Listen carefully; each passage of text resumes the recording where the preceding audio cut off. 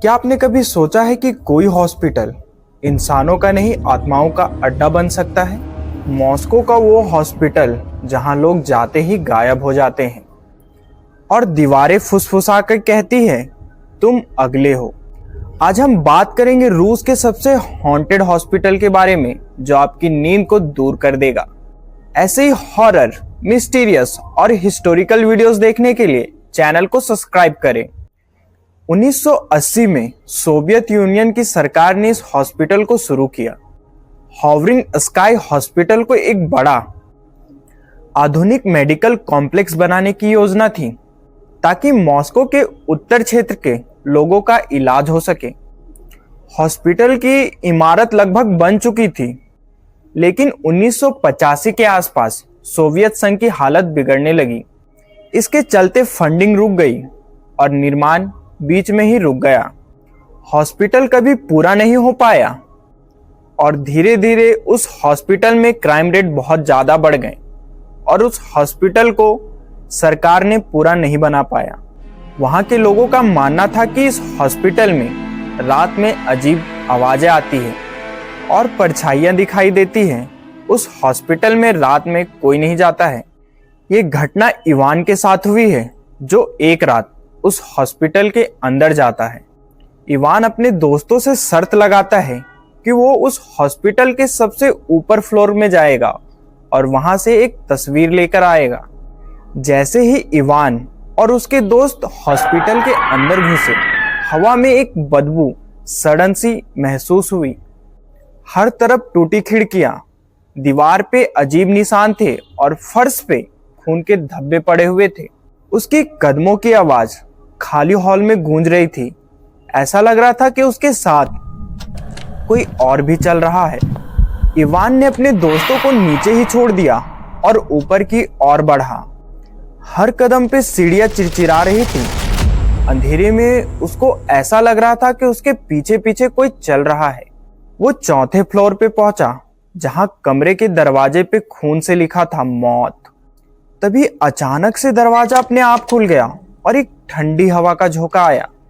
Ivan ने डरते हुए मोबाइल का टॉर्च ऑन किया और जैसे ही रोशनी अंदर पहुंची, उसे दीवार पे अजीब से चिन्ह और कोने में एक पुराना ऑपरेशन टेबल दिखा। वो फोटो लेने ही वाला था, तभी उसके कानों में एक धीमी सी आवाज आई, किसी औरत की। तुम यहाँ क्यों आए हो? लौट जाओ। वो हक्का बक्का हो गया। तभी उसे दरवाजे के पास एक काली परछाई दिखी जो धीरे धीरे उसके पास आ रही थी। इवान की सांसें तेज हो गई थी। उसका मोबाइल हाथ से गिरते गिरते बचा।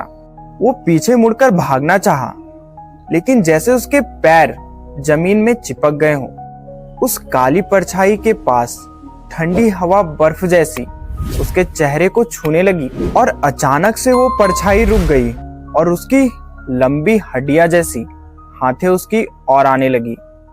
इवान ने पूरी ताकत से अपने आप को खींचा और दरवाजे से भाग निकला।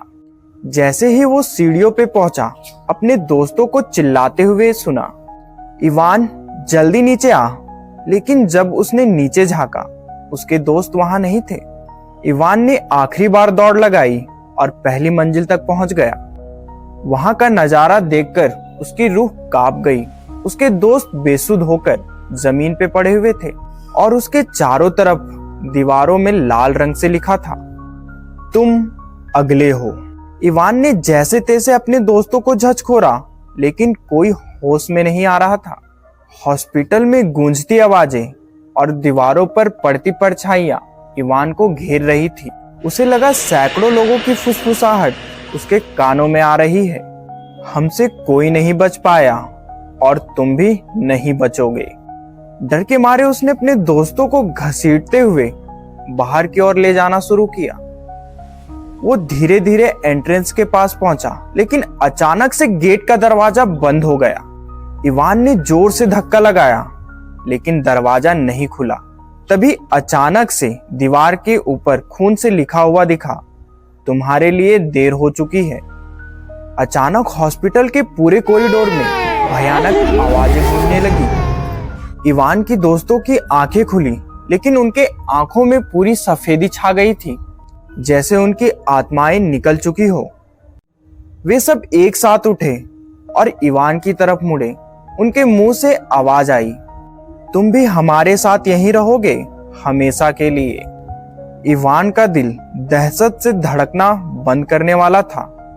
तभी हॉस्पिटल की छत से एक रहस्यमय परछाई आते हुए उसको अपनी बाहों में जकड़ लिया और उसकी चीख हमेशा के लिए हॉस्पिटल के दीवारों में खो गई। अगर आपके साथ भी ऐसी घटना घटी है तो मेरे डिस्क्रिप्शन पे मेल दिया गया है, आप उस पे मेल करें और एक प्यारा सा कमेंट करें। मिलते हैं आपसे अगले वीडियो में, तब तक के लिए टेक केयर।